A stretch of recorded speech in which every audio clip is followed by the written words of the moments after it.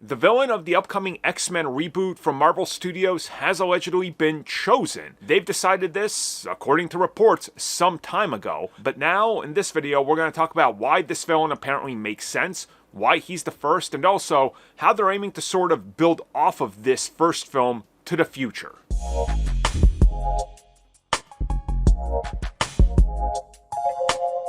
So I think pretty much everybody is aware of what Fox did with their film franchise. Although I say that, and there's always people that say I've never seen those films because I was like 5 when Days of Future Past came out, and I'm like, okay, wow, I guess those films truly are too old for you to watch because people have a specific cutoff. I know people that are literally 30, and their cutoff year is 2000. They will not watch anything before the year 2000. That's just how they are. They've never seen the original Star Wars. They don't care. So I get it. So I'm not judging here. I'm just saying people like that exist.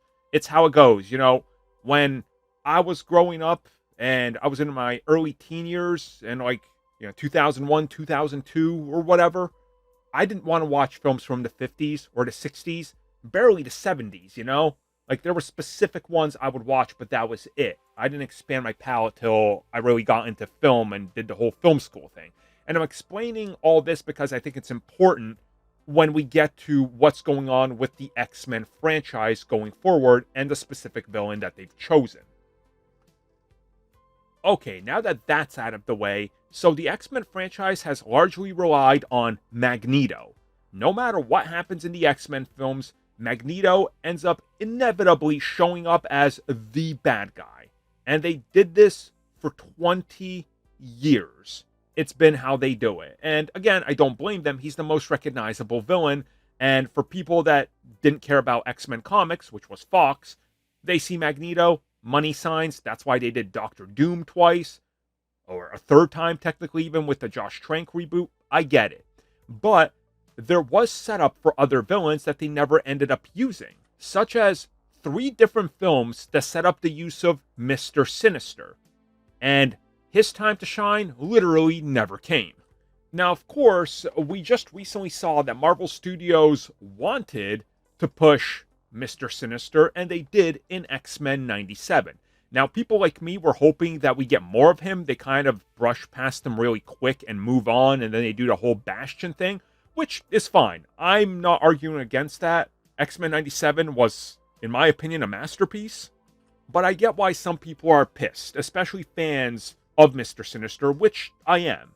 So what we're hearing is that the big plan is to debut Sinister ahead of the X-Men film, which I think would probably mean a post-credit scene or something in an upcoming project.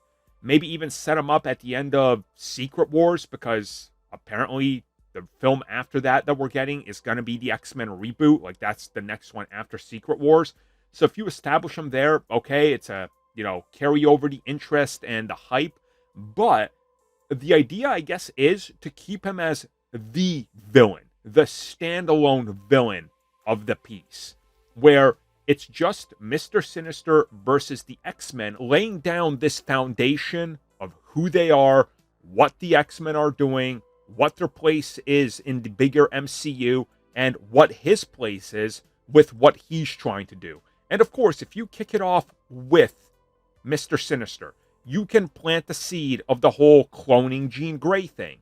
You can do a lot with him trying to, use mutants and play with genes and everything like that, which then adds more into what they can play into, which is this whole fear of X-Men and mutants and the good guys and the bad guys and what they're trying to do, and him trying to, cause, to some level, extreme evolution and, make himself better. It all fits.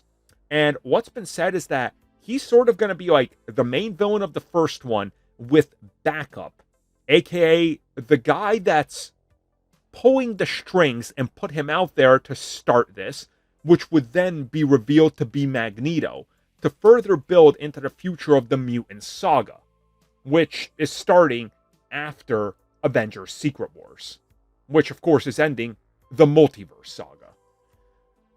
So let's talk about this for a bit, because on one hand, you start off with Sinister. It's a villain we've never seen on film, he works. You know exactly what people want from him because you just did it with X-Men. You can take some feedback from that. And you know that there's a demand for the character, but you also know that he's not the big bad that needs to be on the level of Magneto, because what will sell the X-Men is the X-Men.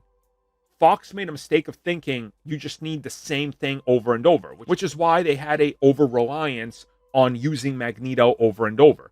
Marvel Studios knows that if you start off slow and then build it up, you can build anticipation. So starting off with Mr. Sinister, planting the seed for a Jean Grey clone, planting the seed for what happens with the likes of Cable in the future, right? You start to build out where the MCU is going with theories and fan videos and speculation, but also you take that into consideration, right? And you put twists and turns on it to throw people off, just like they did during the early Phase 1 and Phase 2 speculation periods where everybody had interesting theories, before scoopers realized they could just capitalize on tossing anything out and lie, and now that's kind of ruined what everybody used to do for speculation and, fans' hopes and dreams. And I think Mr. Sinister is perfect for that. And then think about it. Once you get him out of the way, he's clearly not going to be dead, right? But then you plant the seed of, hey, Magneto was pulling the strings. And also Magneto's not working alone. Maybe the Brotherhood is there. Maybe he's forming it behind the scenes. Maybe he was using Sinister as sort of like a Ponzi, right? Like, you can really play into so many different angles that work with this character. And the one that I think is the most important is obviously the tension you would put there with Sinister trying to cleanse the world, but more so, he just wants to create like the perfection, right? He draws those parallels with the Red Skull and the Reich in a very, very good way that plays off of the X-Men and their social justice angle, which is why so many people, including myself and everybody here at the CBC for so long, has been saying, when you do Sinister, you're going super political. And it makes sense because the X-Men are political. And that's why he's one of their best villains that people want. So I'm all up for this.